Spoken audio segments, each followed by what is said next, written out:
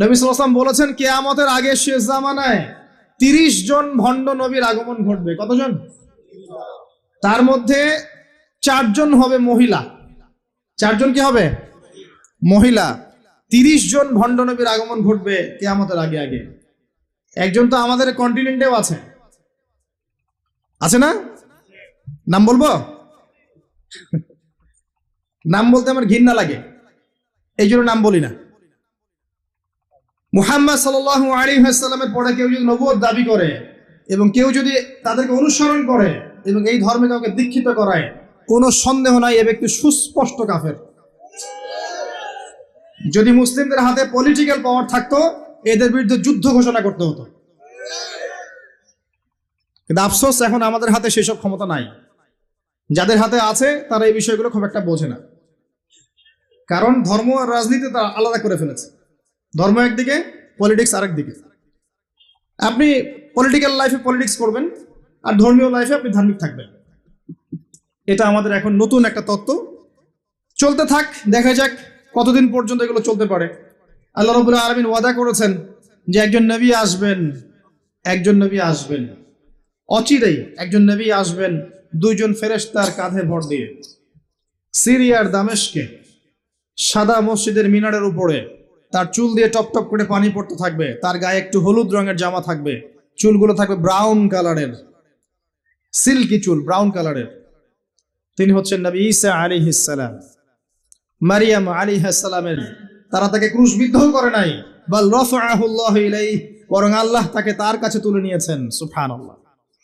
এবং তিনি তাকে পাঠাবেন কি জন্যে?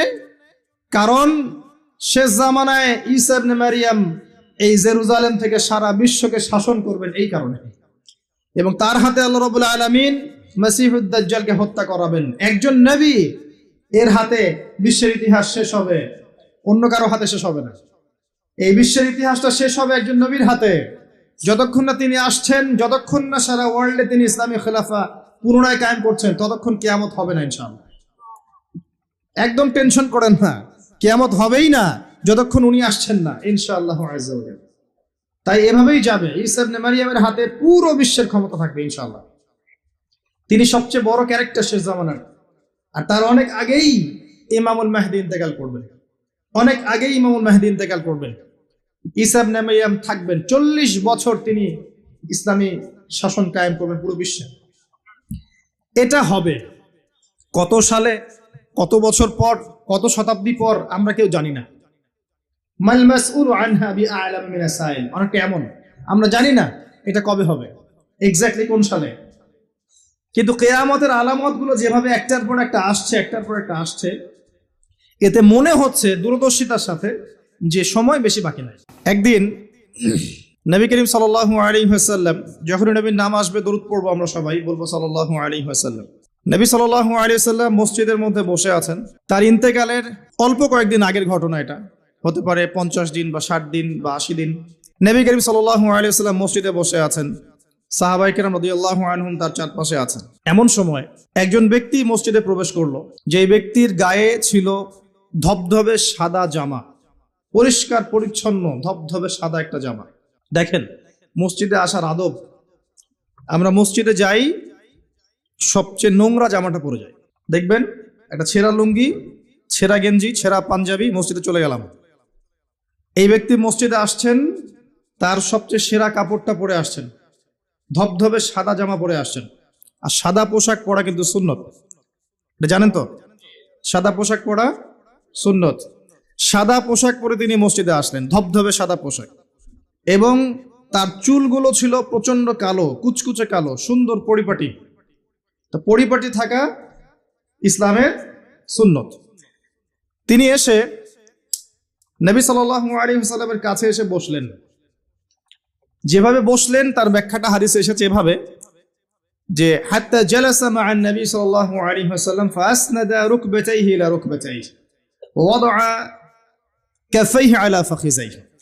এই ব্যক্তি নবী সাল্লাল্লাহু আলাইহি ওয়াসাল্লামের কাছে এসে বসলেন, তার হাঁটুর সাথে হাঁটু লাগিয়ে দিলেন।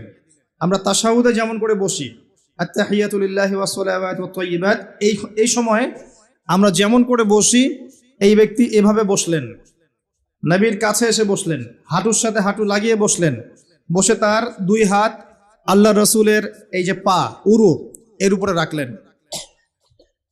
টিচারের কাছে ওস্তাদ, মানে ওস্তাদের কাছে কি স্টুডেন্ট ছাত্র এসেছে বসতে, আদবটা দেখেছেন?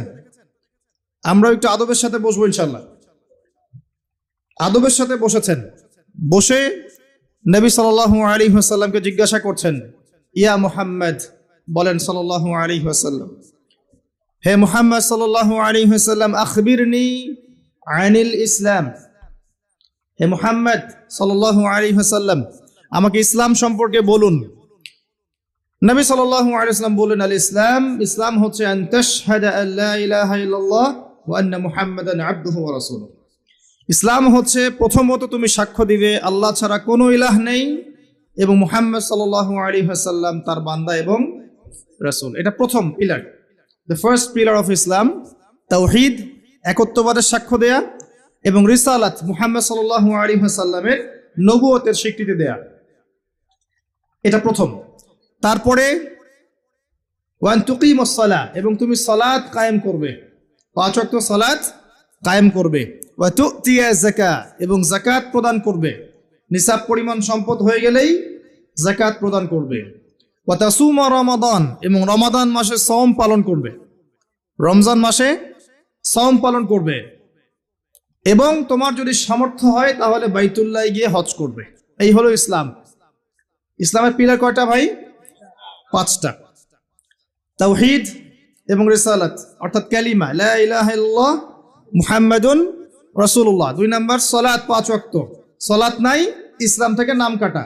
মান তারাকা সালাতান মুতাআম্মিদান ফাকাদ কাফারা, কেউ যদি সালাত ইচ্ছা করে ছেড়ে দেয়, মুসলিমের লিস্ট থেকে নাম কাটা পড়ে গেছে। জনগণ থেকে হাজী সাহেব বলতে পারে আল্লাহর লিস্টের নাম নাই, কারণ সে সালাত ছেড়ে দিয়েছে। সালাত ছেড়ে দিলে ইসলামের কোনো পিলার থাকে না। আপনি অন্যান্য গুনাহ করছেন কিন্তু সালাত পড়ছেন, অ্যাটলিস্ট নাম আছে আপনার, মুসলিম আপনি। নামাজ বাদ দিয়ে দিয়েছে, তার ইসলামের লিস্টে তার কোনো নাম নাই। মান তারাকা সালাতান মুতাআম্মিদান ফাকাদ কাফার, সে কুফরি করলো, কাফের হয়ে গেল। বাইনা রাজুলি ওয়া বাইনাশ শিরকি ওয়াল কুফরি তারকুস সালাহ, একজন আল্লাহর বান্দা আর একজন কাফের মুশরিকের মাঝে পার্থক্য হচ্ছে নামাজ। ঠিক আছে ভাই? সালাত নাই, ইসলাম নাই। আচ্ছা, তারপরে বলেছেন যাকাত, তোমার নিসাব পরিমাণ সম্পদ হয়ে গেলে যাকাত প্রদান করবে। আপনার নিসাব পরিমাণ সম্পদ হয়ে গেলে, 1 বছর যদি সম্পদ আপনার কাছে থাকে, আপনাকে যাকাত প্রদান করতে হবে 2.5%। এটা হলো ইসলামিক অর্থনীতির মূল ভিত্তি। ইসলামিক অর্থনীতি দাঁড়িয়ে আছে যাকাতের উপরে, ব্যবসার উপরে, সাদাকার উপরে। এগুলো ইসলামিক অর্থনীতির পিলার। এর মধ্য দিয়ে টাকা পয়সা সবার হাতে হাতে ঘুরতে থাকে। কেউ চিরস্থায়ী গরিব হয় না, কেউ চিরস্থায়ী ধনীও হয় না, একটা সাম্য বজায় থাকে।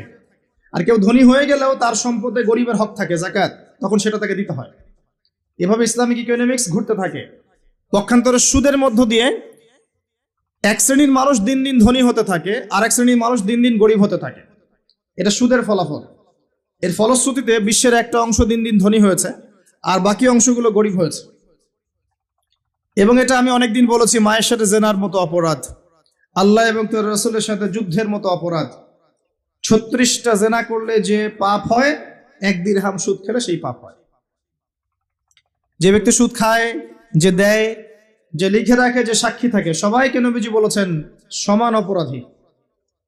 এগুলোর সাথে সম্পৃক্ত থেকে কেউ যদি আশা করে যে আমি পরকালে নবীর সুপারিশ পাবো, হাউজে কাউসারের পানি পাবো, কবরের প্রশ্নের উত্তর দিতে পারবো, ওই ব্যক্তির চাঁদে গিয়ে থাকা দরকার, পৃথিবীতে থাকার দরকার নাই। পৃথিবী বুদ্ধিভিত্তিক মানুষদের জন্য, অজ্ঞদের জন্য নয়। 3 নাম্বার যাকাত। 4 নম্বরে বলেছেন রমাদান মাসে সওম রাখবেন। রমাদান আমাদের সামনে আছে, আর রমাদানকে নিয়ে আমি কয়েকটা লেকচার দিয়েছি এই পর্যন্ত। তো মূল কথাগুলো আবার বলছি আপনাদেরকে। রমজান মাসে সবচেয়ে বেশি সময় দিবেন আল কোরআনকে। পারবেন ইনশাল্লাহ? কোরআন খতম করবেন রমজান মাসে, কোরআন তিলাওয়াত করবেন বেশি বেশি, অর্থটা বোঝার চেষ্টা করবেন। যারা হাফেজ আছেন তারা এটাকে চর্চা করবেন, হিফজটা চর্চা করবেন। রমাদান মাসে কোরআন শেখাবেন, শিখবেন। রমজান মাসে 5 ওয়াক্ত নামাজ জামাতে পড়ার চেষ্টা করবেন, যাকাতগুলো দিয়ে দেওয়ার চেষ্টা করবেন, কম খাওয়ার অভ্যাস করবেন, কম খাওয়ার অভ্যাস করবেন। বেশি বেশি বাজার ঘাটে যাবেন না, আল্লাহর জিকিরে, তাসবিহ তাহলিলে, আল্লাহর কাছে দোয়া ইস্তেগফারে সময় কাটাবেন।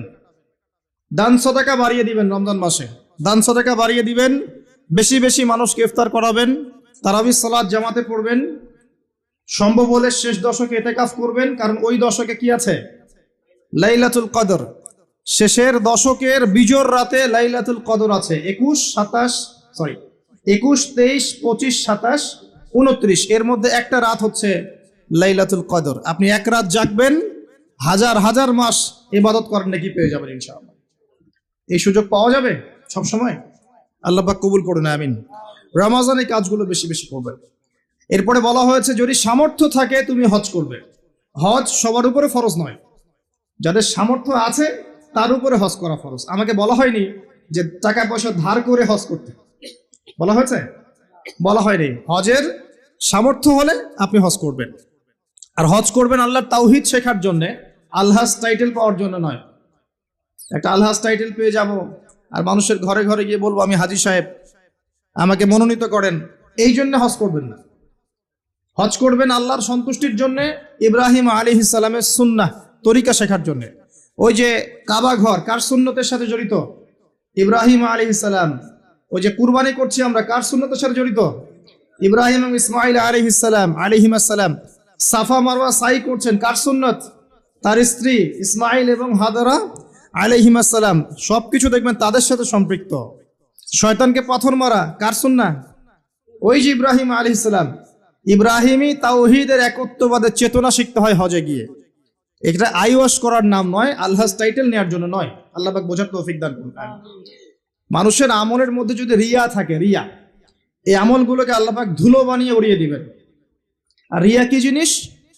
মানুষকে দেখানোর জন্য মানুষ আমল করা, মানুষ জানুক যে আমি অনেক বড় আলেম, অনেক বড় দায়ী, অনেক বড় বক্তা, অনেক বড় মুফাসসির, অনেক বড় হাফেজ, অনেক বড় বুজুর্গ, মানুষ আমাকে এটা মনে করুক। অন্যকে দেখানোর জন্য আমল করার সাথে সাথেই আপনার আমল নষ্ট হয়ে যাবে। আর এটা এত সূক্ষ্ম, যেটা সম্পর্কে নবী সাল্লাল্লাহু আলাইহি ওয়াসাল্লাম বলেছেন, অন্ধকার রাতে কালো পাথরের উপরে কালো পিঁপড়া যদি হেঁটে যায়, বোঝার চেষ্টা করেন, অন্ধকার রাতে কালো একটা পাথর, এর উপর কালো পিঁপড়া হেঁটে যাচ্ছে, বোঝা যাবে? তার শব্দ কি দেখা যাবে, শোনা যাবে? রিয়াটা এমন সূক্ষ্ম, বোঝা যায় না। যদি এটা মনের মধ্যে চলে আসে, এই দোয়াটা পড়তে পারেন, আল্লাহুম্মা ইন্নী আউযু বিকা আন উশরিকা বিকা ওয়া আনা আ'লাম ওয়া আস্তাগফিরুকা লিমা লা আ'লাম। ইনশাআল্লাহ আল্লাহ পাক মাফ করে দিবেন। অর্থ হচ্ছে, আল্লাহ আমি তোমার সাথে জানা এবং অজানা শিরক থেকে তোমার কাছে ক্ষমা চাচ্ছি। আমি জেনে যে শিরকগুলো করেছি এ থেকেও ক্ষমা চাচ্ছি, যেটা না জেনে করেছি, এই যে গোপন শিরক রিয়া করেছি, এ থেকেও মাফ চাচ্ছি। আল্লাহ পাক ইনশাআল্লাহ মাফ করে দিবেন। এই পাঁচটা হচ্ছে ইসলামের পিলার। আর ইসলাম একমাত্র দিন যেটা আল্লাহর কাছে কবুলিয়ত পেয়েছে। অন্য কোনো দিন কি আল্লাহর কাছে গ্রহণযোগ্য? এর উত্তর কে দিবে? আল্লাহই দেখ, আল্লাহ পাকের কাছেই শোনেন। আল্লাহ পাক সূরা আলে ইমরানের মধ্যে বলেছেন, ইন্নাদ-দীনা ইনদাল্লাহিল ইসলাম। ইন্নাদ-দীনা ইনদাল্লাহিল ইসলাম। আল্লাহর কাছে একমাত্র গ্রহণযোগ্য দিনের নাম কি? ইসলাম। দিন মানে কি? দিন মানে কি ধর্ম? না দিন মানে একটা জীবন ব্যবস্থা? ইসলাম কি একটা শুধু ধর্মের নাম? না ইসলামে প্রত্যেকটা বিষয়ের সমাধান আছে। কোনটা? ধর্মের সমাধান ইসলামে নাই? কিভাবে আমল করতে হবে ইসলামে নাই? কিভাবে তাওহীদ পালন করতে হবে নাই? কেমন করে সুন্নত স্টাইলে জীবনযাপন করবো নাই? কেমন করে ব্যবসা করব আছে না নাই? কেমন করে চাকরি বাকরি করবো আছে না নাই? কেমন করে সমাজ চালাবো ইসলামে আছে না নাই? কেমন করে বিশ্ব চালাবো ইসলামে আছে না নাই? কেমন করে অর্থনীতি চালাবো আছে না নাই? কি নাই ইসলামে? কি নাই ইসলামে? মিশকাতুল মাসাবিহ একটা বই আছে না হাদিসের, এই বইয়ের মধ্যে একটা অধ্যায় আছে, দেখবেন মাথার চুল আঁচড়ানোর অধ্যায়। কি অধ্যায়? মাথার চুল কিভাবে আঁচড়াতে হয় এটাও ইসলাম শিখিয়ে দিয়েছে। সুবহানাল্লাহ। অধ্যায় দেখবেন হায়েজ নিফাস অধ্যায়। হায়েজ নিফাস তো বোঝেন, হায়েজ নিফাসের মতো বিষয়ে অধ্যায় রচনা করা হয়েছে এবং এখানে হেদায়েত দেওয়া হয়েছে। অধ্যায় আছে বাথরুম যাওয়া অধ্যায়, মানে ইস্তেঞ্জা করা অধ্যায়। কিভাবে আপনি ইস্তেঞ্জা করবেন, কিভাবে পেশাব পায়খানা করবেন ইসলামে দেয়া আছে। অধ্যায় আছে খাবার খাওয়া অধ্যায়, কিভাবে আপনি খাবার খাবেন, কতটুকু খাবেন, খাওয়ার আগে কি বলবেন, পরে কি বলবেন, লেখা আছে। কি নাই, আপনার বাথরুম থেকে শুরু করে রাষ্ট্র বিশ্ব পর্যন্ত, রাষ্ট্র তো অনেক দূরের কথা, বিশ্ব পর্যন্ত ইসলাম এখানে আছে। বিশ্বে কিভাবে অন্য দেশের সাথে আমাদের মেলামেশা করতে হবে সেটাও বলা আছে। বিশ্বাস হয় না? আল্লাহ সূরা মাইদায় বলেছেন 51 নম্বর আয়াতে, ইয়া আইয়ুহাল্লাযীনা আমানু, হে মুমিনগণ, লা তাত্তাখিযুল ইয়াহুদা ওয়ান নাসারা আউলিয়া, ইহুদি এবং নাসারাদেরকে বন্ধু রূপে গ্রহণ করো না, আউলিয়া রূপে গ্রহণ করো না। এটা ওয়ার্ল্ড অ্যাফেয়ার্স না? বুঝেন কথা? বা'দুহুম আউলিয়াউ বা'দ, এরা একে অপরের বন্ধু। বিশ্বের মধ্যে একটা শক্তি আছে না একে অপরের বন্ধু, ইহুদি খ্রিস্টানদের, যারা প্যালেস্টাইন দখল করে আছে, এদেরকে জায়নিস্ট বলা হয়। আল্লাহ পাক এদের সাথে বন্ধুত্ব করতে নিষেধ করেছেন। তাহলে কোরআনের মধ্যে ভূ রাজনৈতিক বিষয় নাই? কি নাই? সব আছে। একজন মানুষ বিশ্বাস করে কোরআনের সব আছে, হাদিসের সব আছে, ইসলামের সব আছে, কিন্তু আমল করতে গিয়ে পারে না, এই ব্যক্তিকে আল্লাহ পাক মাফ করতে পারেন না? পারেন ইনশাআল্লাহ। আর একজন ব্যক্তির বিশ্বাসই হয় না যে ইসলামে সব আছে, সে মনে করে ইসলাম এই যুগে চলে না ওই যুগে চলতো, সে মনে করে যে ইসলামে কোরআনে সবকিছু নাই, আংশিক বিষয় আছে, এগুলো আমরা ডিল করব। ভূরাজনৈতিক প্রেক্ষাপট, অর্থনীতি, সামাজিক নীতি, পলিটিক্স, এগুলো আমরা ডিল করব। ইসলাম হচ্ছে তসবিহ, তাহলিল, জিকির, আজগারের নাম। কিছু মানুষ এমনটাও মনে করে, আছে না? এদের জন্য জাহান্নামের আগুন ছাড়া কোনো জায়গা নাই, কোশ্চিন কালেও না। একজন ব্যক্তির আকীদা যদি ঠিক না হয়, তার আমল কোনো কাজে দিবে না। আর একজন ব্যক্তির আকীদা ঠিক আছে, ইসলামের সব আছে, কোরআনের সব আছে, হাদিসের সব আছে, আমি মানতে পারি না, আমি দুনিয়ার কারণে হোক, অন্যান্য চাপের কারণেই হোক, আমার বিভিন্ন স্বার্থের কারণে হোক, আমি মানতে পারছি না, কিন্তু আমি বিশ্বাস করি যে সব ইসলামে আছে, একে আল্লাহ পাক মাফ করতে পারেন। পারেন না? ইনশাআল্লাহ পারেন। অতএব আকীদা পরিষ্কার করেন। আল্লাহ বলছেন ইন্না দীনা ইনদাল্লাহিল ইসলাম, একমাত্র দিন আল্লাহর কাছে গ্রহণযোগ্য সেটা হলো ইসলাম। কথা বলেন, ইসলাম। অর্থ কি? আত্মসমর্পণ। ইয ক্বালা লাহু রাব্বুহু আসলিম, যখনই তার রব তাকে বলেছেন আত্মসমর্পণ করো, ক্বালা আসলামতু লিরাব্বিল আলামিন, তিনি বলেছেন আমি জগৎসমূহের প্রতিপালকের নিকটে আত্মসমর্পণ করলাম। এই ব্যক্তিকে ইব্রাহিম আলাইহিস সালাম। যখনই আল্লাহ বলেছেন আত্মসমর্পণ করো, তিনি বলেছেন আত্মসমর্পণ করলাম। তিনি তো আমাদের নাম রেখেছেন মুসলিম, তাই না? হুয়া সাম্মাকুমুল মুসলিমিন। আল্লাহ বলছেন সন্তানকে আর তার মাকে রেখে আসো কাবা ঘরের পাশে, মরুভূমিতে, জনমানব শূন্য জায়গায়।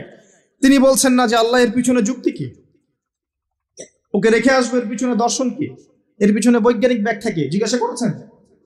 ইব্রাহিম আলাইহিস সালাম জিজ্ঞাসা করেছেন, রেখে এসেছেন। একবার আল্লাহ পাক বলেছেন সন্তানকে জবাই করে দাও, ইব্রাহিম আলাইহিস সালাম বলেছেন কি জন্য জবাই করবো আল্লাহ, বাচ্চা মানুষ, এর পিছনে যুক্তি কি আল্লাহ, এর পিছনে দর্শন কি, বৈজ্ঞানিক ব্যাখ্যা কি? জিজ্ঞাসা করেছেন?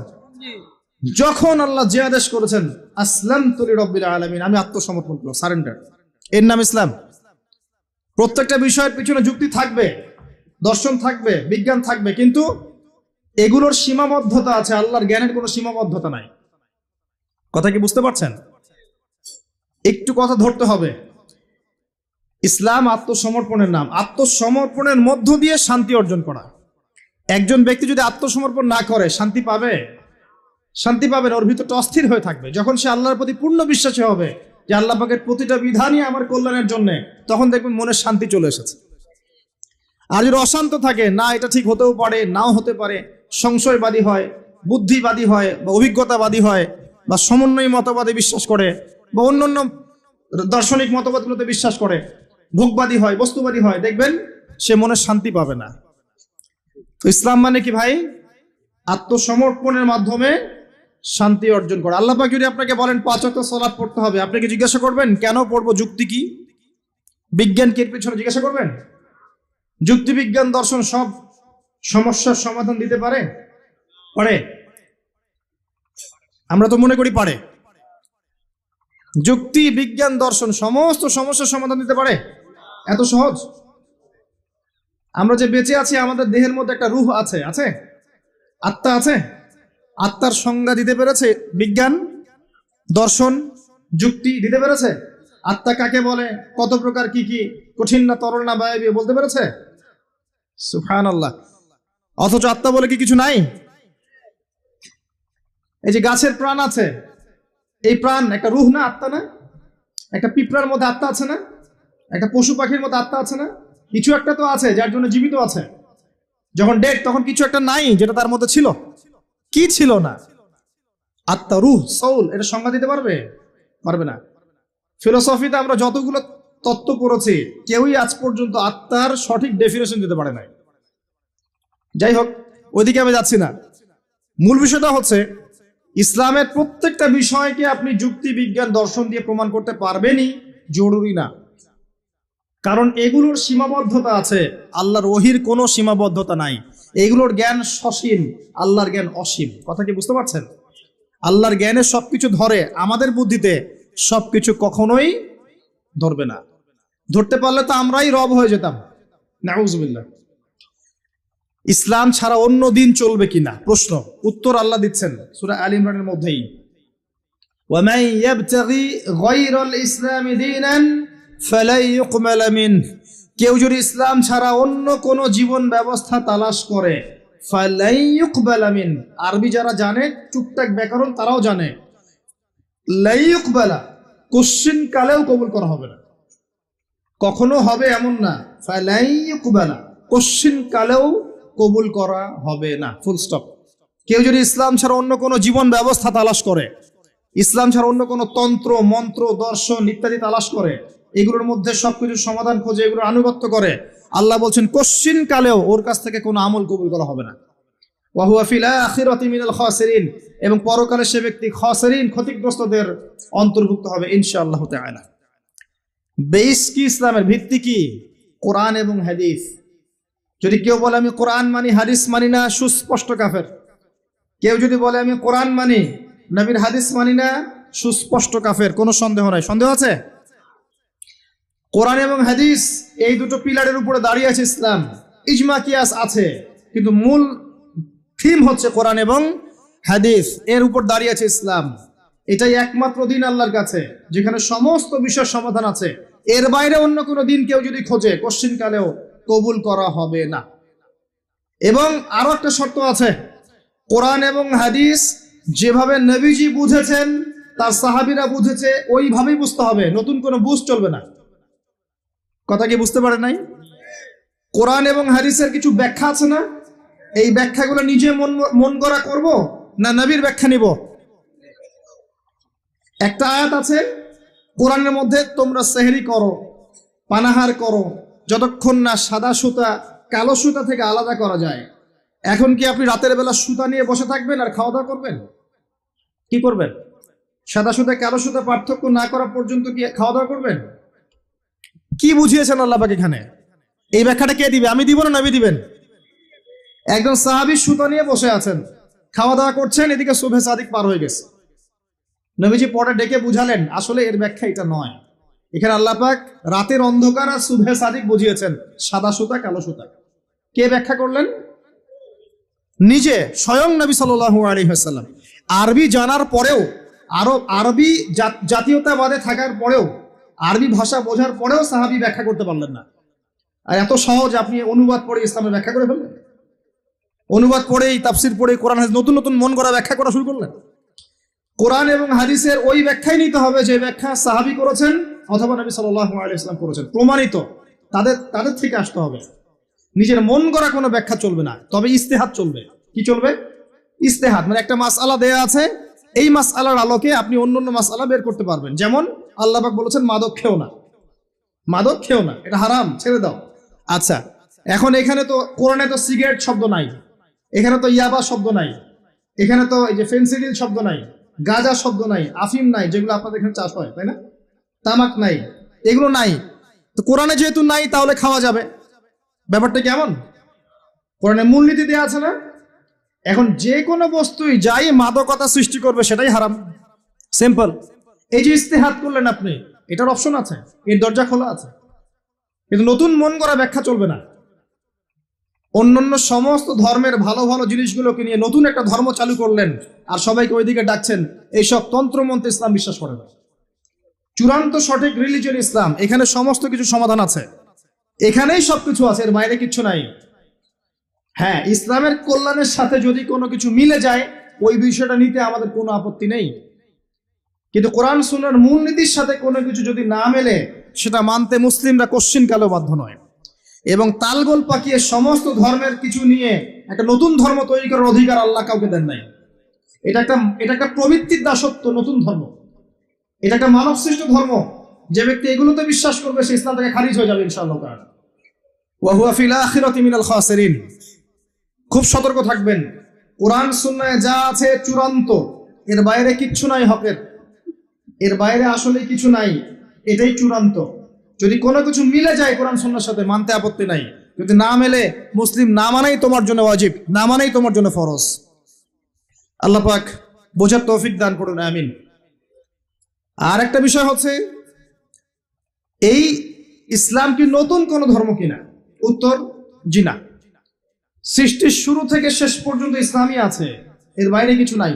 আদম আলাইহিস সালাম মুসলিম ছিলেন, ইব্রাহিম আলাইহিস সালাম মুসলিম ছিলেন, নবী মুসা আলাইহিস সালাম বনু ইসরাইলের নবী, ইহুদিদের নবী, তিনি মুসলিম ছিলেন। ঈসা ইবনে মারইয়াম নসরাদের নবী মুসলিম ছিলেন। মুহাম্মদ সাল্লাল্লাহু আলাইহি ওয়াসাল্লাম মুসলিম ছিলেন। যত নবী রাসূল এসেছেন সবাই একটা ধর্ম নিয়ে এসেছেন, এর বাইরে কোনো ধর্ম নিয়ে আসেন নাই। কিন্তু এক একটা রিলিজিয়ন ছিল এক একটা অঞ্চলের জন্য, একটা সম্প্রদায়ের জন্য, নির্দিষ্ট সময়ের জন্য, স্থান এবং কালের জন্য। কিন্তু কোরআন এবং সুন্নাহ সমস্ত মানব জাতির জন্য। সুবহানাল্লাহ। এই কোরআন এবং সুন্নাহ শুধু মুসলিমদের সম্পত্তি নয়, এটা সমস্ত মানব জাতির সম্পত্তি।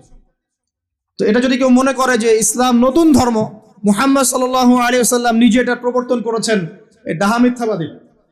ইসলাম চির প্রাচীন, চির নতুন, চির আধুনিক। কথা কি বুঝতে পারছেন? ইসলাম নতুন কোন ধর্ম নয়। একদম নূহ থেকে শুরু করে, আদম থেকে শুরু করে মুহাম্মদ সাল্লাল্লাহু আলাইহি ওয়াসাল্লাম পর্যন্ত সবাই একই দাওয়াত দিয়ে গেছেন, কুলু লা ইলাহা ইল্লাল্লাহ তুফলিহুন। তোমরা সবাই বলো লা ইলাহা ইল্লাল্লাহ, আল্লাহ ছাড়া কোনো ইলাহ নাই, সফল হয়ে যাবে ইনশাআল্লাহ। ওয়া লাকাদ বাআসনা ফি কুল্লি উম্মাতির রাসূলা আন ইবুদুল্লাহ ওয়াজতানিবুত তাগুত। আল্লাহ বলছেন আমি প্রত্যেকটা সম্প্রদায়ে নবী পাঠিয়েছি, রাসূল পাঠিয়েছি এই দুইটা দাওয়াত দিয়ে, আল্লাহর ইবাদত করো, তাওহীদে থাকো, শিরক করো না, আর তাগুতকে বর্জন করো, আল্লাহ বিরোধী শক্তিগুলোকে বর্জন করে দাও। এটাই ছিল দাওয়াতের মূলনীতি। সবাই একই দাওয়াত নিয়ে এসেছে, সবাই মুসলিম ছিলেন। তাহলে সমস্যা হলো কিভাবে? সমস্যা হলো এভাবে, যখন একজন নবী ইন্তেকাল করেছেন তার পরবর্তীতে তার কওম আস্তে আস্তে আস্তে আস্তে ধর্মগ্রন্থকে বিকৃত করা শুরু করেছে। এখন হাদিসের নামে অনেক জাল হাদিস নাই, আছে না?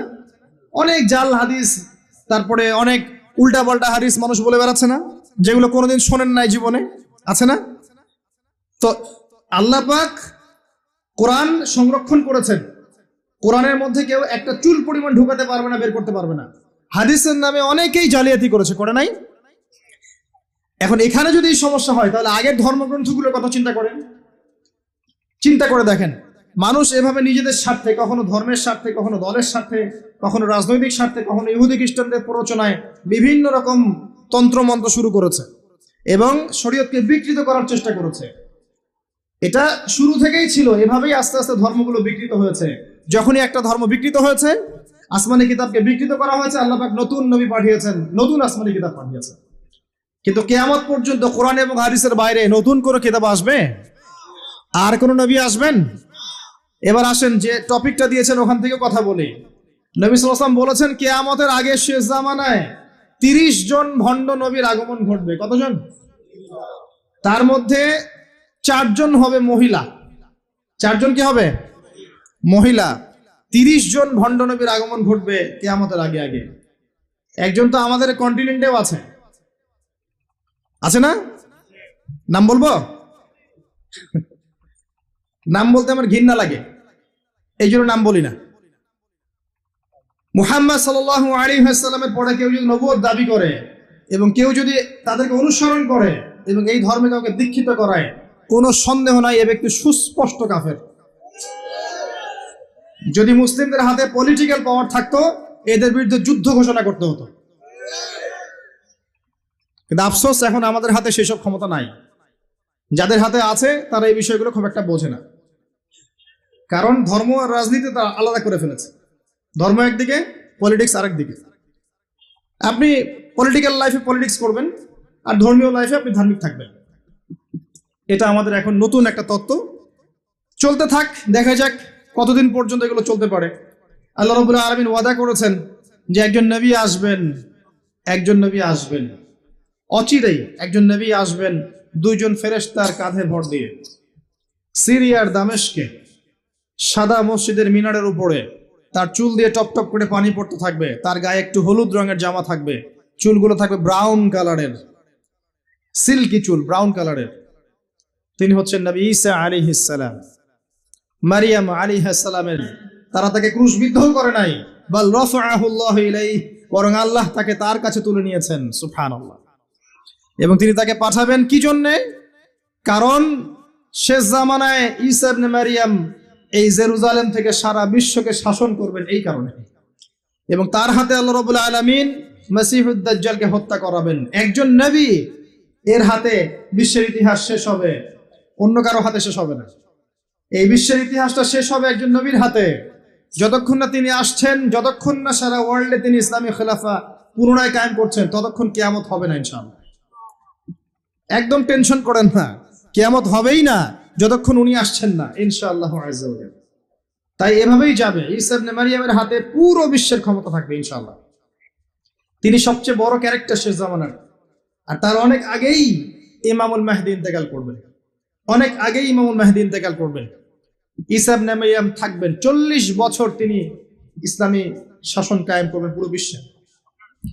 এটা হবে কত সালে, কত বছর পর, কত শতাব্দী পর আমরা কেউ জানি না। মাল মাসউলু আনহা বিআলাম মিনাস সাইল, অনেকটা এমন আমরা জানি না এটা কবে হবে, এক্স্যাক্টলি কোন সালে। কিন্তু কিয়ামতের আলামতগুলো যেভাবে একটার পর একটা আসছে, একটার পর একটা আসছে, এতে মনে হচ্ছে দূরদর্শিতার সাথে যে সময় বেশি বাকি নাই। একটা বিষয়ের আলামত প্রকাশ পেলে মানুষ বুঝতে পারে না যে একটা বিষয় ঘটতে যাচ্ছে। একজনের ক্যান্সার হয়েছে মনে করেন, নাউজুবিল্লাহ, তো ক্যান্সার হয়েছে, সে অসুস্থ হয়েছে, আস্তে আস্তে আরেকটু অসুস্থ হচ্ছে, তারপর আরেকটু অসুস্থ হচ্ছে, এক পর্যায়ে লাস্ট স্টেজে চলে গেছে। তখন ডাক্তার বুঝতে পারে না যে ইনার হাতে বেশি সময় নাই। কথা বোঝা যায়? যখন এমন ভাবে সাইনগুলো একটার পর একটা আসতে থাকে, আমরা অনুমান করে ফেলি না, একটা এস্টিমেট করি না যে সম্ভবত সময় বেশি নাই, এই ব্যক্তি বেশি দিন বাঁচতে পারবে না, হয়তো শেষ স্টেজে আছে, ক্যান্সার ধরা পড়েছে, সে একদম শয্যাশায়ী, মৌতের আলামত প্রকাশ পাচ্ছে। তাহলে কি আপনি বলতে পারবেন না যে তার সময় হয়তো বা সন্নিকটে চলে এসেছে? এটা বলা কি গায়েব জানা হলো? এটা গায়েবের খবর বলা হলো? এটা আপনার দূরদর্শিতা, এটা আপনার হিকমা, আপনার প্রজ্ঞা, আপনার দূরদর্শিতা, আপনার বাসীরা।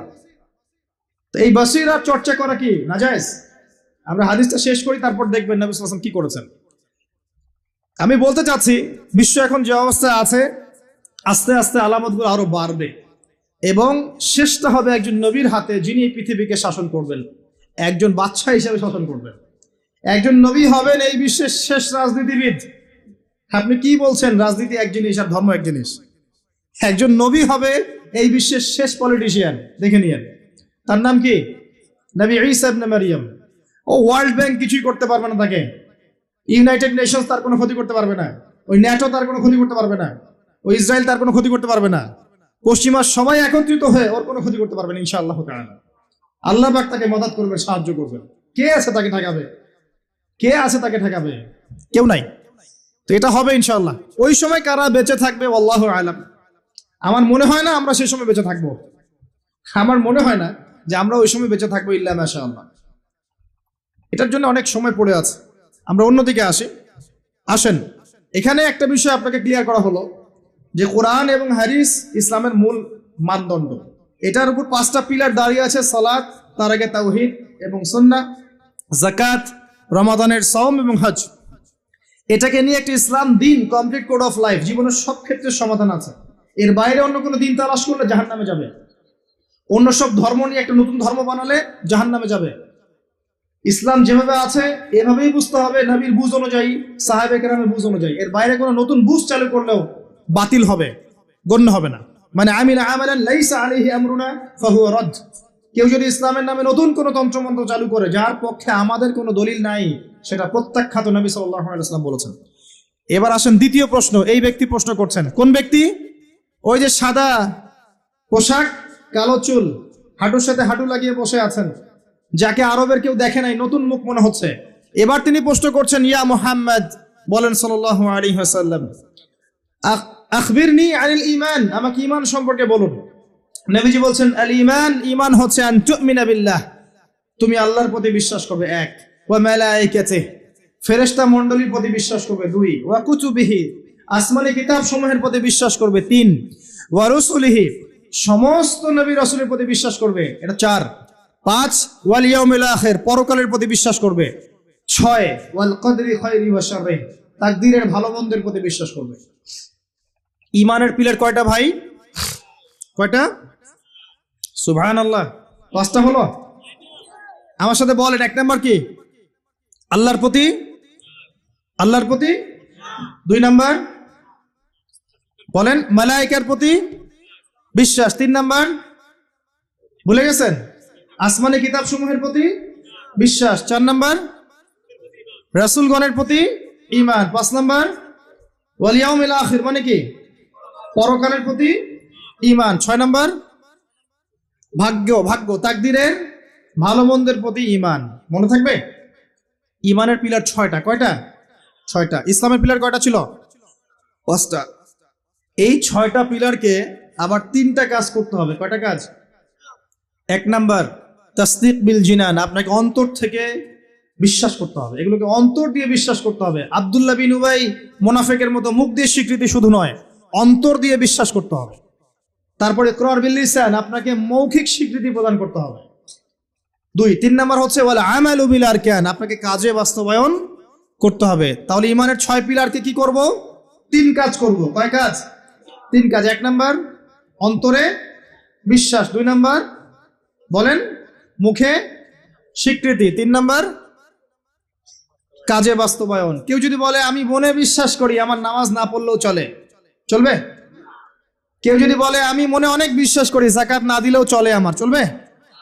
অনেকে তো এখন এমনও বলে যে আমার নামাজ, রোজা, হজ, যাকাত কিছুরই দরকার নাই, আমি মারেফতের উচ্চ আসনে পৌঁছে গেছি, বলে না? আছে না এরকম ভণ্ড পীর? আছে না? সাবধান, ঈমান আমল হারাবেন না। ওয়া'বুদ রাব্বাকা হাত্তা ইয়াতিয়াকাল ইয়াকিন, নবী সাল্লাল্লাহু আলাইহি ওয়াসাল্লামকে বলা হয়েছে শেষ পর্যন্ত, মউত আসার আগ পর্যন্ত তুমি আল্লাহর ইবাদত করতে থাকো। আর এখন এক শ্রেণী মানুষ বলছে নামাজ, রোজা, হজ, যাকাত আমাদের লাগে না, সাধারণ মানুষের লাগে। আমরা তো পৌঁছাই গেছি জায়গা মতো। কোথায় পৌঁছায় গেছেন ভাই? সুবহানাল্লাহ। তো তিনটা কাজ করাই জরুরি। অন্তরে বিশ্বাসও যেমন করতে হবে, মুখে স্বীকৃতি দিতে হবে, এবং কাজে বাস্তবায়ন করতে হবে। আল্লাহ পাক তৌফিক দান করুন, আমিন। কাজে বাস্তবায়ন করতে গিয়ে আপনার দ্বারা ভুল ত্রুটি হতে পারে, কবিরা গুনাহও হতে পারে। আপনি সুদ খেয়ে ফেলতে পারেন, জেনা করে ফেলতে পারেন, আপনি কি বলবো, হারাম খেতে পারেন, কবিরা গুনাহ করে ফেলতে পারেন, মিথ্যা বলতে পারেন, গীবত করতে পারেন, ইত্যাদি ইত্যাদি। অনেক বড় বড় পাপ করতে পারেন কাজ করতে গিয়ে। তখন আপনার জন্য তওবার দরজা খোলা আছে না নাই? মৌত পর্যন্ত তওবার দরজা খোলা আছে না নাই? আপনার জন্য তওবার দরজা খোলা আছে, আপনি তওবা করে ফিরে আসতে পারবেন। কেউ যদি কবিরা গুনাহ করে, সে কি কাফের হয়ে যাবে? তাকে কি হত্যা করা লাগবে? লাগবে না। ইসলামের নামে যারা সন্ত্রাসবাদ ছড়িয়েছে, এরা এই আকীদায় বিশ্বাস করে। খারেজি আকীদাটাকে বলা হয়, কি বলা হয়? খারেজি আকীদা। যারা মনে করে কবিরা গুনাহ করলেই মানুষকে হত্যা করা যায়, সে হত্যাযোগ্য, এটা মনে করেই তারা মুসলিম কান্ট্রিগুলোর মধ্যে এই যে সন্ত্রাসবাদ ছড়িয়েছে। আকীদা বুঝতে পারছেন কোন জায়গায়? এই জায়গায় সমস্যা। আহলে সুন্নাহ ওয়াল জামায়াতের আকীদা হচ্ছে কবিরা গুনাহ করলেই কোনো ব্যক্তি কাফের হয়ে যায় না, বরং সে ব্যক্তি ফাসেক বা জালেম হতে পারে, তার তওবার দরজা খোলা আছে, শেষ পর্যন্ত তওবা করতে পারবে ইনশাআল্লাহ। কোন অবস্থায় তার মউত হবে সেটা আল্লাহ দেখবেন, আমার জাত করার কোনো দরকার নাই। আছে? কোনো দরকার নেই। আল্লাহ পাক আমাদেরকে বোঝার তৌফিক দান করুন, আমিন। এটা দুই নাম্বার প্রশ্ন। রাত অনেক গভীর হচ্ছে, আমি অল্প করে আলোচনা করবো ইনশাআল্লাহ, একটু অপেক্ষা করেন। তিন নাম্বার প্রশ্নে চলে আসেন। এই ব্যক্তি প্রশ্ন করছেন তিন নাম্বার। কোন ব্যক্তি ভাই? ওই যে হাঁটুর সাথে হাঁটু লাগিয়ে বসে আছেন, তার গায়ে কি রঙের জামা আছে? তার চুল কেমন? তাকে চেনা যায়? পরিচিত না অপরিচিত? অপরিচিত। তিনি তৃতীয় প্রশ্ন করছেন, ইয়া মুহাম্মদ সাল্লাল্লাহু আলাইহি ওয়াসাল্লাম আখবিরনি আনিল ইহসান, আমাকে ইহসান সম্পর্কে বলুন। ইহসান কি জিনিস এই সম্পর্কে আমাকে বলেন। এবার আমাদের নবীজি বলছেন, আল ইহসান, ইহসান হচ্ছে আন তা'বুদাল্লাহা কাআন্নাকা তারাহ। খুব ভালো করে বোঝেন এই জায়গাটা। আন তা'বুদাল্লাহা কাআন্নাকা তারাহ, তুমি এমন ভাবে আল্লাহর ইবাদত করবে যেন তুমি আল্লাহকে দেখতে পাচ্ছ। কথা কি বুঝতে পারছেন?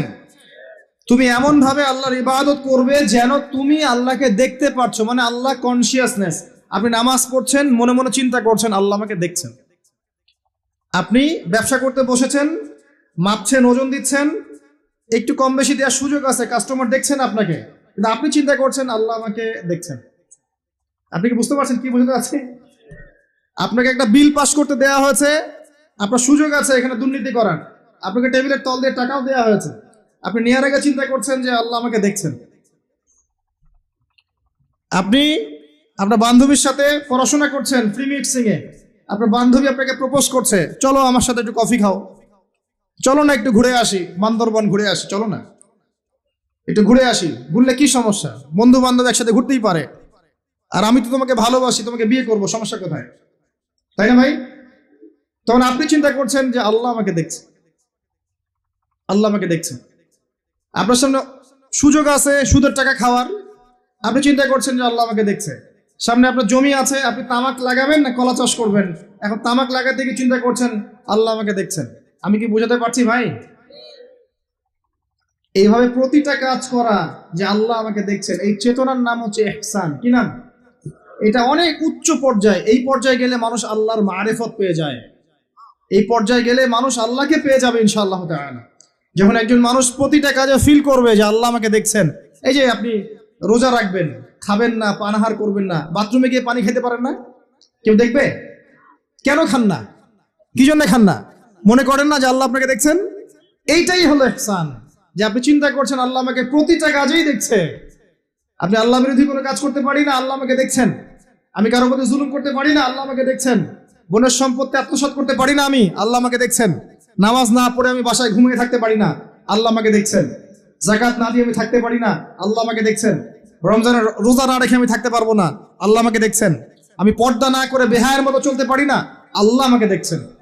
এই চেতনার নাম কি? ইহসান। মনে থাকবে ভাই। নবীজি বলছেন আনতা আবুদুল্লাহ কাআন্নাকা তারাহ ওয়া ইল্লাম তাকুন তারাহ। আর তুমি যদি আল্লাহকে সচক্ষে দেখতে না পারো, কারণ আল্লাহকে তো দুনিয়ার চোখ দিয়ে দেখা সম্ভব না, এটা মনের চোখ দিয়ে ফিল করা যায় আল্লাহ আমার কাছে আছে। যদি তুমি আল্লাহকে দেখতে না পারো তাহলে জেনে রেখো ওয়া ইল্লাম তাকুন তারাহ ফাইন্নাহু ইয়ারাক, যে আল্লাহ পাক তোমাকে দেখছেন। এই চেতনা লালন করো। আমরা অনেক চেতনার কথা বলি না এখন, সবচেয়ে বড় এবং গুরুত্বপূর্ণ চেতনা হচ্ছে আল্লাহর চেতনা, আল্লাহর অস্তিত্বের চেতনা। আল্লাহ আমাকে দেখছেন, এই চেতনা, এটা যথেষ্ট জান্নাতে যাওয়ার জন্য। কোনো মানুষ যদি এভাবে চিন্তা করে যে আল্লাহ আমাকে দেখছেন, আমি আল্লাহকে দেখতে পারছি না, তো কি হয়েছে? আল্লাহ আমাকে দেখছেন, এই ব্যক্তি কি পাপ করতে পারবে? এই ব্যক্তি গোপনেও কি পাপ করতে পারবে? যদি পাপ করেও ফেলে তার মধ্যে অনুশোচনা আসবে না? আল্লাহ আমাকে দেখেছেন। যদি পাপ করেও ফেলে দেখবেন 2 রাকাত নামাজ পড়ে বলছে আল্লাহ আমাকে মাফ করে দাও। আমাদের চলতে ফিরতে পাপ হতে পারে, স্পেশালি যুবকদের পাপ বেশি হতে পারে। যদি পাপ হয়ে যায় হতাশ হবেন না, পাপ হয়ে গেছে হতাশ হবেন না। ওযু করবেন, জায়নামাজে দাঁড়াবেন, 2 রাকাত নামাজ পড়বেন, ওই পাপের কথা আল্লাহকে বলে ক্ষমা চাইবেন, ইনশাআল্লাহ আল্লাহ পাক আপনার গুনাহকে নেকি দিয়ে পরিবর্তন করে দেবেন ইনশাআল্লাহ।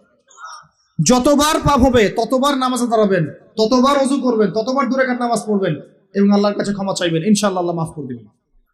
শয়তান আপনাকে হতাশ করতে চাইবে, ফার্স্ট্রেট করতে চাইবে। আরে তুমি অন্যায় করেছো, এত বড় বড় পাপ করেছো, তুমি পর্নোগ্রাফি দেখো, তুমি মেয়ের সাথে জেনা করেছো, তুমি মদ খাও, তুমি এই করো, তুমি কিভাবে আল্লাহর সামনে দাঁড়াবে, কোন মুখ নিয়ে দাঁড়াবে? এগুলো শয়তানের ওয়াসওয়াসা। কার ওয়াসওয়াসা? আল্লাহ পাক ক্ষমা করতে করতে ক্লান্ত হবেন না, আপনি ক্ষমা চাইতে চাইতে ক্লান্ত হয়ে যাবেন ইনশাআল্লাহ। আল্লাহ পাক এমন গফুর রহিম। এক ব্যক্তি 99টা খুন করেছে। কয়টা? 99টা খুন করে এক আলেমের কাছে গিয়ে বলেছে যে আমার কি তওবা হবে? সে বলেছে না, তওবা হবে না। সে বলেছে কি? তওবা হবে না। সে আলেম ছিল না, সে আবেদ ছিল। আবেদ মানে ইবাদত করতে বেশি বেশি, খুব বেশি জ্ঞান ছিল না। আমাদের মতো আমরা কিন্তু ইবাদত বেশি করি, জ্ঞান খুব কম। তো সে ছিল আবেদ, সে বলেছে না, তওবা হবে না। তো ও বেটারেও কোপ দিয়ে 100টা খুন করে ফেলেছে, 100 ফিল আপ। এবার সে চিন্তা করছে যে আমি কি করব। আরেকজন আলেমের কাছে গিয়ে বলছে আমি 100টা খুন করেছি, তওবা হবে? তো এই আলেম সত্যিকারের আলেম ছিলেন, তিনি বলেন হ্যাঁ তওবা হবে, তুমি ইস্তেগফার করো এবং এই এলাকা থেকে চলে যাও, অন্য এলাকায় গিয়ে থাকো, অন্য একটা এলাকায় গিয়ে থাকো, এখানে তোমার স্মৃতি জড়িত আছে, অন্য জায়গায় হিজরত করে গিয়ে থাকো। তো সে ব্যক্তি চলে গেল, যাওয়ার পথে তার মৃত্যু হয়ে গেছে। আর আল্লাহ পাকের ফেরেশতা চলে এসেছে, আযাবের ফেরেশতা এবং জান্নাতের ফেরেশতা তারা নিজেদের মধ্যে এখন তর্ক করছে কে রূহটা নেবে, আত্মাটা কে নেবে। ওই যে রূহ কাকে বলে, সায়েন্সকে জিজ্ঞাসা করেন, সায়েন্সের প্যান্ট খারাপ হয়ে যাবে, রূহ কাকে বলে উত্তর দিতে গিয়ে। এখন আল্লাহ পাক এই বান্দাকে মাফ করতে চাচ্ছেন, তিনি কি করলেন, আল্লাহ পাক কৌশল করলেন। তিনি বললেন জমিনটা মেপে দেখো, ফেরেশতারা তোমরা জমিন মেপে দেখো, সে যেখান থেকে বের হয়েছে সেখানকার দূরত্ব বেশি না যেখানে যাচ্ছিল ওখানকার দূরত্ব বেশি। এবং আল্লাহ পাক জমিনকে আদেশ করলেন এই জমিন তুমি লম্বা হয়ে যাও। জমিন আল্লাহর আদেশ শোনে না? এই পাহাড় আল্লাহর আদেশ শোনে না? শোনে। পাহাড়ে যা হচ্ছে, আল্লাহ রাব্বুল আলামিনের গজব চলে আসলে এই পাহাড় দেখবেন মানুষের উপর গজব ফেলবে ইনশাআল্লাহ তাআলা। সমুদ্রের কিনারে যা হচ্ছে আমরা দেখে আসলাম যে নগ্নতা অশ্লীলতা চলছে, যখন আল্লাহ পাকের গজব আসবে দেখবেন সমুদ্র ভাসিয়ে দিবে সবাইকে, দেখে নিন ইনশাআল্লাহ। আল্লাহর আদেশ যখন চলে আসবে প্রকৃতি আল্লাহর কথা শুনবে। জমিনকে আল্লাহ বললেন লম্বা হয়ে যাও, জমিন লম্বা হয়ে গেল। এবার ফেরেশতারা মেপে দেখলো সে যেখানে যাচ্ছিল ওর পরিমাণটা বেশি। আল্লাহ পাক বললেন ওকে মাফ করে দাও, ওকে মাফ করে দেওয়া হলো। 100 খুন করেছে। কত খুন? এটা বলে আপনাকে আমি খুন করতে উৎসাহিত করছি না, কথা কি বুঝতে পারছেন? আমি আপনাকে খুন করতে উৎসাহিত করছি না। আমি বলছি আল্লাহ পাকের দয়া এত প্রশস্ত যে আপনি পাপ করলে হতাশ হবেন না, হতাশ হয়ে যাবেন না। আমি অনেক পাপ করে ফেলেছি, আল্লাহ মাফ করবেন এমন চিন্তা করবেন না। আরেক ব্যক্তির ঘটনা আছে, এগুলো কিন্তু গল্প না, এগুলো বনী ইসরাইলের কাহিনী, সত্যিকারের ঘটনা। আরেক ব্যক্তি এত বেশি পাপ করেছিল যে নিশ্চিত যে আমি মারা গেলে জাহান্নামে যাব।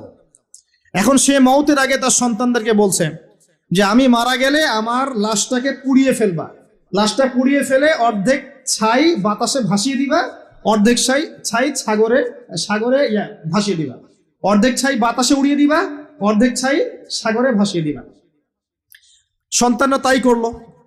আল্লাহ পাক সাগরকে বললেন ছাই জমা করে দাও, বাতাসকে বললেন ছাই জমা করে দাও। এরা ছাই জমা করে তাকে আবার পুনরুত্থিত করা হলো। এবার আল্লাহ জিজ্ঞাসা করছেন তুমি এই কাজটা কেন করেছিলে, বলো এই কাজ তুমি কেন করেছো? সেই ব্যক্তি বলছে মিন খাশিয়াতিকা ইয়া রাব্বি, হে আল্লাহ আমি তোমার ভয়ে এই কাজটা করেছি। আর তুমি আল্লাহ খুব ভালো করেই জানো যে আমি তোমার ভয়ে করেছি না অন্য কোনো কারণে করেছি। আল্লাহ পাক বললেন তুমি আমার ভয়ে যদি করে থাকো আমি তোমাকে মাফ করে দিলাম। একজন ব্যভিচারী নারী, প্রস্টিটিউট বোঝেন, পতিতা বোঝেন, পতিতা বা যৌনকর্মী যে শব্দগুলো বোঝেন? আচ্ছা, এটা তো এখন একটা প্রফেশন হয়ে গেছে, তাই না? মানুষ এটাকে একটা প্রফেশন হিসেবে নিয়েছে, নাউযুবিল্লাহ। যখন এগুলো বেশি বেশি বাড়তে থাকবে সমাজে মহামারী ছড়াবে। আমার মাস্ক ভাইরাস ঠেকাতে পারবে না তো। এসব ভাইরাস ঠেকাতে হলে বেশ্যাবৃত্তি বন্ধ করতে হবে, অশ্লীলতা বন্ধ করতে হবে, বেহায়াপনা বন্ধ করতে হবে, জেনা বন্ধ করতে হবে, তারপরে ভাইরাস কমবে ইনশাআল্লাহ। হাদিসে স্পষ্ট, যখন একটা কওমের মধ্যে, কম বলতে এখন পুরো বিশ্বকে বোঝানো যায়, পুরো বিশ্বই একটা কম, গ্লোবাল ভিলেজ। যখন একটা জায়গার মধ্যে জেনা বেড়ে যায়, নোংরামি বেড়ে যায়, মদ পান করার প্রবণতা বেড়ে যায়, অশ্লীলতা বেড়ে যায়, জেনা বেড়ে যায়, এই যে ধর্ষণ বেড়ে যায়, ব্যভিচার বেড়ে যায়, অবৈধ যৌন সম্পর্ক বেড়ে যায়, তখন আল্লাহর পক্ষ থেকে এমন এমন আযাব আসে, এমন এমন রোগ আসে যেগুলো কখনো মানুষ নামও শোনে নাই। সমকালীন প্রেক্ষাপটটা মিলান, দেখবেন যে সারা বিশ্বে কিভাবে জেনা বেড়েছে। জেনা, পর্নোগ্রাফি, আর ধর্ষণ, আর পরকীয়ার, ব্যভিচার ঘরে ঘরে ঢুকে গেছে। এখন ঘরে ঘরে তো ভাইরাস ছড়াবে না তো কি ছড়াবে? কোরআন এবং সুন্নাহর আলোকে যদি আপনি পরিপূর্ণ জীবনযাপন করেন, বেশি বেশি কোরআন তেলাওয়াত করেন, আশা করা যায় আপনি কিছুটা হলেও সুস্থ থাকতে পারবেন ইনশাআল্লাহ।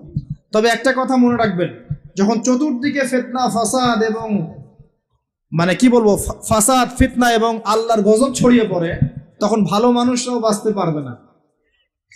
বরং ভালো মানুষদেরকে আল্লাহ পাক আগে সরাই দিবেন। তুমি মিয়া একা একা ভালো ছিলা, মানুষকে তুমি ভালো কাজের আদেশ করো নাই কেন, অসৎ কাজে নিষেধ করো নাই কেন, তুমি আগে ধ্বংস হও, ওকে আগে ধ্বংস করে দিবে আল্লাহ পাক। আল্লাহ পাকের সুন্নাত এরকমই। যাই হোক, যেটা বলছিলাম, এক মহিলা এরকম প্রস্টিটিউট ছিল, বেশ্যাবৃত্তি করে সংসার চালাতো, জীবন চালাতো। একদিন চলতে পড়তে দেখলো একটা কুকুর পানি পান করার জন্য তৃষ্ণার্ত অবস্থায় তার প্রায় মৃত্যু হয় অবস্থা। তখন সেই মহিলা তার মোজাটা খুলে একটা কূপের নিচে নামিয়ে দিয়ে সেখান থেকে পানি উঠালো, উঠিয়ে এই কুকুরকে পানি পান করালো। আল্লাহ পাক এই ব্যভিচারী মহিলাকে এই কুকুরকে পানি পান করানোর ওসিলায় মাফ করে জান্নাতে দিয়ে দিয়েছে। আমি এই কথাটা বোঝাতে চাচ্ছিলাম যে পাপ হয়ে গেলে চলতে পথে, ইমান নিয়ে চলতে পথে কি পাপ হয়ে গেলে হতাশ হবেন না। ওযু করবেন, নামাজে দাঁড়াবেন, ক্ষমা চাইবেন, আবারও শুরু করবেন। পারবেন না ইনশাআল্লাহ? আল্লাহ পাক তৌফিক এনায়েত করুন, আমিন। এরপরে ওই ব্যক্তি 4 নম্বর প্রশ্ন করছে, আমরা এদিকেই আসছি শেষের দিকে। এবার চতুর্থ প্রশ্ন সে ব্যক্তি করছে যে আখবিরনি আনিস সাআহ, হে মুহাম্মদ সাল্লাল্লাহু আলাইহি ওয়াসাল্লাম আমাকে কিয়ামত সম্পর্কে বলুন। সাআহ মানে হচ্ছে কিয়ামত, আমাকে কিয়ামত সম্পর্কে বলেন। এবার নবীজি বলছেন মাল মাসউলু আনহা বিআ'লাম মিনাস সাইল। নবীজি বলছেন সাল্লাল্লাহু আলাইহি ওয়াসাল্লাম, যে প্রশ্ন আপনি করেছেন এই ব্যাপারে প্রশ্নকারী উত্তরদাতা উভয়ের জ্ঞানী সমান, কেউ কারো চেয়ে বেশি জানে না। মানে কেউই জানে না কবে কিয়ামত হবে, এটা তিনি বোঝাতে যাচ্ছেন। এবার সেই ব্যক্তি আরো একটা প্রশ্ন করছে, ফাখবিরনি আন আমারাতিহা, যদি আপনি এক্স্যাক্টলি বলতে না পারেন কোন দিন কিয়ামত হবে, তাহলে অন্তত এতটুকু বলেন যে কিয়ামতের আলামত গুলো কি কি, যেটা আপনারা প্রশ্ন করেছেন, যেটা আপনাকে টপিক দিয়েছেন, কিয়ামতের আলামত গুলো কি কি, এটা প্রশ্ন করেছেন এই ব্যক্তি নবী সাল্লাল্লাহু আলাইহি ওয়াসাল্লামকে। এবার আল্লাহর রাসূল সাল্লাল্লাহু আলাইহি ওয়াসাল্লাম এই হাদিসের মধ্যে মাত্র 2টা আলামত বলেছেন। কয়টা? মাত্র 2টা আলামত, কিন্তু শত শত আছে। নবীজি মাত্র 2টা বলেছেন, জীবনের শেষের দিকের হাদিস এটা। 1 নাম্বার তিনি বলেছেন ওয়া আন তালিদাল আমাতু রাব্বাতুহা, যখন তোমরা দেখবে, হে মানব জাতি, যখন তোমরা দেখবে যে দাসী তার মনিবকে জন্ম দিচ্ছে, দাসী তার মালিককে জন্ম দিচ্ছে, দাসী তার মালিককে জন্ম দিচ্ছে, আপনি কি কিছু বুঝলেন দাসী কেমন করে তার মালিককে জন্ম দিবে? কিভাবে দিবে? দাসী কিভাবে তার মালিককে জন্ম দিতে পারে? কয়েকটা ব্যাখ্যা আছে, আমি 3টা ব্যাখ্যা আপনাকে বলছি। 1 নাম্বার ব্যাখ্যা হচ্ছে, এটা হচ্ছে উল্টা বোঝানো হচ্ছে, উল্টা। দাসী মনিবকে জন্ম দেয় না সচরাচর। শেষ জামানায় কিয়ামতের আগে আগে সমাজের ন্যায় অন্যায়, ভালো মন্দ, হক বাতিল ইত্যাদির মানদণ্ড উল্টে যাবে। মানুষ ন্যায়কে মনে করবে অন্যায়, অন্যায়কে মনে করবে ন্যায়। মানুষ সত্যকে মনে করবে মিথ্যা, মিথ্যাকে মনে করবে সত্য। সত্যবাদীকে বলবে মিথ্যাবাদী, মিথ্যাবাদীকে বলবে পরম সত্যবাদী। খেয়ানতকারীকে বলবে আমানতদার, আমানতদারকে বলবে চরম খেয়ানতকারী। সমাজের অবস্থা এমন হয় নাই? সুবহানাল্লাহ। এটা হচ্ছে আখিরুজ জামানের কোন সাইনের জন্য অপেক্ষা করছেন? এগুলাই। আনতালিদাল আমাতু রাব্বাতুহা, এটা একটা ব্যাখ্যা। আরেকটা ব্যাখ্যা হচ্ছে পিতা মাতার সাথে দাস দাসীর মতো আচরণ করা হবে। এটা হচ্ছে না এখন? এটাও শেষ জামানার হাদিসে এসেছে যে মানুষ সম্পত্তির জন্য পিতাকে হত্যা করবে, সন্তান সম্পত্তির জন্য মাকে হত্যা করবে, ভাই ভাইকে হত্যা করবে, বোন বোনকে হত্যা করবে, এবং প্রতিবেশী প্রতিবেশীকে হত্যা করবে। এই পরিস্থিতি নাই ভাই? দেখতে পান না চারপাশে? এগুলো দেখার জন্য কি খুব বেশি ডিগ্রি সার্টিফিকেটের দরকার আছে? অনেক বড় আলেম হওয়ার দরকার আছে? 2 চোখ দিয়ে দেখতে পারেন না? পিএইচডি করার দরকার আছে? আপনি এমনি বুঝতে পারবেন, যদি আপনার মধ্যে সামান্য পরিমাণ দূরদর্শিতা থাকে আপনি বুঝতে পারবেন। এটাই হচ্ছে সমাজের সিচুয়েশন। যেই মায়ের পায়ের নিচে জান্নাত, সেই মাকে এখন সম্পত্তির জন্য হত্যা করা হয়। যেই বাবার সন্তুষ্টিতেই সন্তানের জান্নাত, ওই বাবাকে বৃদ্ধাশ্রমে রেখে আসা হয়। ওই যে লাইভে এসে আত্মহত্যা করে যায় মানুষ। সুবহানাল্লাহ, সুবহানাল্লাহ। যেই বাবা মা সারাটা জীবন নিজে খেয়ে না খেয়ে সন্তানকে লালন পালন করে, শেষ বয়সে সেই বাপ মাকে দেখার কেউ থাকে না। নিজে যখন হাঁটতে পারতো না, বাবা ওর হাত ধরে হাঁটায়। বাবা যখন হাঁটতে পারে না, বাবার হাতে একটা লাঠি ধরা দেয়, ও হাত ধরে হাঁটাতে পারে না। সন্তান হিসেবে আমরা এখন অপদার্থ, নোংরা প্রজন্ম, এই যে বুদ্ধি প্রতিবন্ধী টিকটক প্রজন্ম, না জানে বাপের সম্মান, না জানে মায়ের সম্মান, না জানে বাপ কি জিনিস, না জানে মা কি জিনিস। যাদের বাবা মা নাই তারা জানে বাবা মা কি জিনিস। আমাদের মধ্যে যাদের বাপ মা মারা গেছে তারা জানে বাপ মা কি জিনিস, যাদের বেঁচে আছে এরা জানে না। নবী সাল্লাল্লাহু আলাইহি ওয়াসাল্লাম বলেছেন ওই ব্যক্তির জন্য ধ্বংস যে ব্যক্তি পিতা মাতাকে পেয়েছে তাদের খেদমত করে জান্নাত লাভ করতে পারে নাই। এই ব্যক্তির জন্য চরম ধ্বংস। পিতা মাতাকে কষ্ট দিয়েন না, মায়ের প্রসব বেদনার একটা সেকেন্ডের ঋণ আপনি শোধ করতে পারবেন না। লুকমান আলাইহিস সালাম তার সন্তানকে বলছেন, ইয়া বুনাই লা তুশরিক বিল্লাহ ইন্নাশ শিরকা লাযুলমুন আযীম ওয়া ওয়াসাইনা আল ইনসানা বিওয়ালিদাইহি হুসনা। তোমার পিতামাতার সাথে ভালো আচরণ করো। হামালাতহু উম্মুহু ওয়াহনান আলা ওয়াহন। তোমার মা তোমাকে কষ্টের পর কষ্ট লালন করে সহ্য করে এই যে প্রসব করেছে। ওয়াফিসালুহু ফি আমাইন, 2 বছর দুধ পান করিয়েছে। এই ঋণ শোধ করতে পারবে কেউ? আল্লাহ পাক আমাদেরকে বোঝার তৌফিক দান করুন। আল্লাহ পাক আমাদেরকে পিতা মাতার খেদমত করার তৌফিক দান করুন, আমিন। আনতালিদাল আমাতু রাব্বাতুহা, দাসী মনিবকে জন্ম দিবে মানে দাস দাসীর মতো আচরণ করা হবে পিতা মাতার সাথে। এটা এখনকার সাইন। আপনি এই বিশ্বের দিকে তাকান, দেখেন কি হচ্ছে। আরেকটা ব্যাখ্যা কি হতে পারে, এটা আমি এখন করতে পারবো। এই ব্যাখ্যা আজকে থেকে 500 বছর আগে করা সম্ভব ছিল না। সত্যি সত্যি দাসী মনিবকে জন্ম দিবে। কিভাবে? মনে করেন একটা রাষ্ট্রের নাম সিঙ্গাপুর। কি নাম? আচ্ছা, ওইখানকার মেয়েরা খুবই আধুনিক, ফেমিনিস্ট। ফেমিনিস্ট মানে হচ্ছে নারীবাদী, নারী পুরুষের কোনো ভেদাভেদ নাই, কাঁধে কাঁধ মিলিয়ে সব করবো, ওকে ফাইন। এখন তারা তাদের কেরিয়ারের পিছনে ছোটে, সকালবেলা উঠেই জব এবং চাকরি, কেরিয়ার ইত্যাদি ইত্যাদি। বিয়ে শাদী করেছে, ফর্মালিটিস করতে হয়। কেউ কেউ আবার ওই লিভ টুগেদার থাকে, কেউ কেউ মেয়ে মেয়েকে বিয়ে করে ইত্যাদি ইত্যাদি, কেউ ছেলে ছেলেকে বিয়ে করে, এমনও চলছে এখন আর কি। তো কেউ কেউ আবার ভুল করে বিয়ে করে ফেলেছে, এখন সন্তান হয়ে গেছে, একটা সন্তানকে তো মানুষ করার সুযোগ নাই, সন্তানকে ডে কেয়ার সেন্টারে দিয়ে এসেছে। আবার কারো কারো সন্তান নেয়ার মতো সময়ই নাই, ক্যারিয়ার নিয়ে ব্যস্ত। কথা বুঝতে পারছেন? সন্তান 7 মাস 9 মাস পেটে ধারণ করব, আবার এই সিজার বা নর্মাল ডেলিভারি, আরো 2 বছর কষ্ট ইত্যাদি ইত্যাদি। দরকার কি সন্তান নেয়ার? কি করা যায়? দরিদ্র দেশগুলো থেকে মেয়েকে হায়ার করা হোক। যেমন দরিদ্র দেশ মনে করেন যে আমাদের ধরেন মালদ্বীপ বা আমাদের শ্রীলঙ্কা বা আমাদের আফগানিস্তান বা আমাদের অন্য যেগুলো দরিদ্র কান্ট্রি আর ইন্দোনেশিয়া। ইন্দোনেশিয়া থেকে বেশি নেওয়া হয়, যেগুলোর মাথা পিছু অনেক কম। আচ্ছা, একটা দরিদ্র দেশের মেয়েকে নিয়ে এসে একজন পুরুষ স্পার্ম মানে শুক্রাণু, তার যে শুক্রাণুটা আছে, এই শুক্রাণুটা বিশেষ পদ্ধতিতে ওই মেয়ের ওই ডিম্বাণুর সাথে মিলিত করে ইনজেক্ট করা হয়। আমি কি বুঝাতে পারছি? একটু বোঝার চেষ্টা করেন।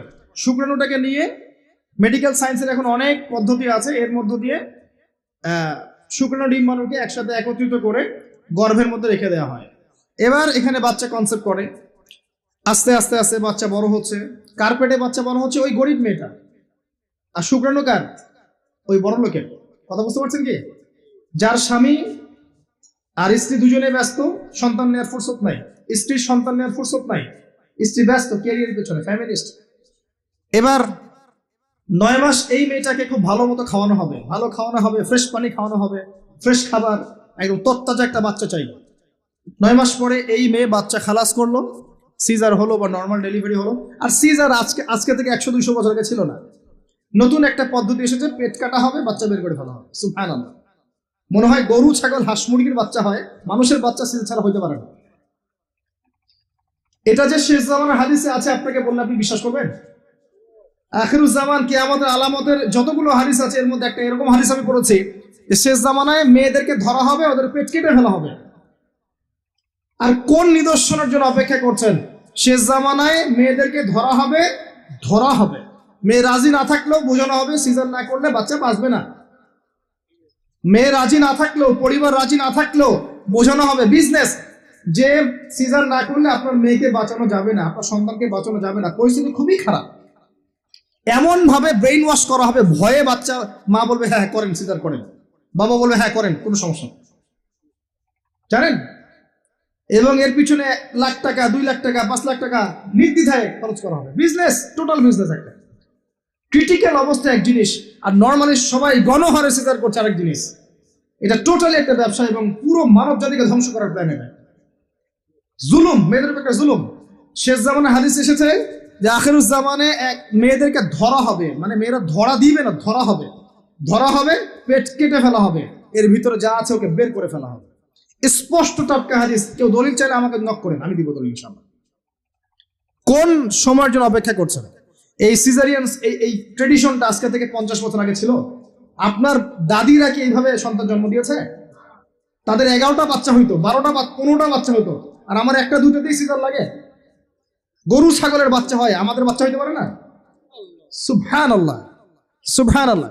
ইভেন আমার ক্ষেত্রে এমন হয়েছিল। 12 ঘন্টার মধ্যে না করলে আপনার ওয়াইফকে বাঁচানো যাবে না। বললাম ওয়াইফ বাঁচবে, নর্মালি হবে, নর্মালি করবে।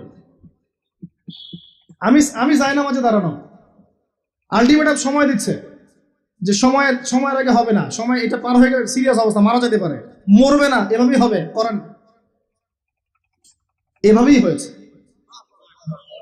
এভাবেই। আমি কথাটা এই জন্য বললাম যে যারা পুরুষ আছেন আপনারা এবং যারা সন্তানের বাবা হচ্ছেন, আপনারা আপনাদের স্ত্রীদের জীবনটাকে এভাবে ধ্বংসের মুখে ফেলে দিন না, ওদের উপর এত জুলুম করেন না। আল্লাহ পাক প্রাকৃতিক নিয়ম দিয়েছেন, এভাবেই বাচ্চা হবে ইনশাআল্লাহ। ক্রিটিক্যাল অবস্থা এক জিনিস, একটা ক্রিটিক্যাল সিচুয়েশন হয়েছে তখন আপনি করতে পারেন, সেটা আলাদা বিষয়। নর্মালি এমন একটা ট্রেডিশন বানাচ্ছেন কেন, ঘরে ঘরে সিজার, কি দরকার আছে? আশ্চর্য একটা ব্যাপার, আশ্চর্য। এরপরে দেখবেন আরো 2 বছর তাকে এই বোঝা বয়ে বেড়াতে হয়। যাই হোক, হাদিসের মধ্যে আসেন, এই যে বাচ্চাটাকে জন্ম দিল এই মেয়েটা, গরিব মেয়েটা, এবার এই মেয়েটাকে কিছু ডলার দেয়া হলো, তুমি 9 মাস গর্ভধারণ করেছো, তোমাকে পারিশ্রমিক দেওয়া হলো, বাচ্চাটা আমাকে দাও, তুমি বিদায় নাও। এই মেয়ে পারিশ্রমিক নিয়ে চলে আসলো। এখন এই যে বাচ্চাটা জন্ম নিল, এই বাচ্চাটা কার বাচ্চা? দাসীর না মনিবের? কার? কার শুক্রাণু আছে? এই হচ্ছে হাদিসের ব্যাখ্যা। এখন করতে পারবেন আপনি ব্যাখ্যা, আজকে থেকে 500 বছর আগে এই ব্যাখ্যা করতে পারতেন না, কারণ এই ফিতনা 500 বছর আগে ছিল না। ছিল না। এই যে দাসী তার মনিবকে জন্ম দিয়ে চলে গেল, নবী সাল্লাল্লাহু আলাইহি ওয়াসাল্লাম 1400 বছর আগে বলেছেন এমন একটা সময় আসবে দাসী মনিবকে জন্ম দিবে। চিন্তা করেন আর কতটুকু সময় বাকি আছে আপনার হাতে, আপনিই ভাবতে দেখেন। আমি তো বেশি বললে সমস্যা, হজম হয় না কিছু মানুষের। খালি চোখ কান বন্ধ করে খাও দাও ঘুমাও, 5 ওয়াক্ত নামাজ পড়ো, ব্যাস এনাফ। যখন সমস্যা আসবে তখন দেখা যাবে, এমন ভাব মানুষের আর কি। মনে করেন যে চাঁদ এবং পৃথিবী আছে একটা এই যে গ্রহণের মধ্যে, এখন অন্য একটা গ্রহাণু আসছে পৃথিবীর দিকে, ধেয়ে আসছে। অনেক সময় দেখা যায় না খবরে, ধেয়ে আসছে গ্রহাণু, দেখা যায় না? ধরেন ধেয়ে আসছে এবং বিজ্ঞানীরা নিশ্চিতভাবে বললো যে আগামী 10 বছরের মধ্যে এটা লেগে যাবে, আগামী 10 বছরের মধ্যে এটা পৃথিবীতে এসে পড়বে, বা 10 ঘন্টা পর পড়বে, বা 10 মাস পর পড়বে, এমনটা বলে দিল বিজ্ঞানীরা। এখন আপনি কি করবেন? আচ্ছা, যখন আসবে তখন দেখা যাবে, এত ব্যস্ত হওয়ার কিছু নাই, ঘুমাও, খাও, ফুর্তি করো, যেমন দিনকাল যাচ্ছে যাক, কোনো সমস্যা নেই।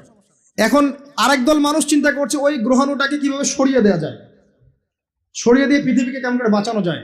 কারা বেশি স্মার্ট? ওরা সরানোর চেষ্টা করে না, ওরা বলে যে আমরা সরিয়ে দিব, ওখানে ধ্বংস করবো, ইত্যাদি ইত্যাদি। আর কেউ বলছে আচ্ছা আসুক, দেখা যাবে, সমস্যা নেই, মরতেই তো হবে, একদিন আসবে, সমস্যা কি। চমৎকার।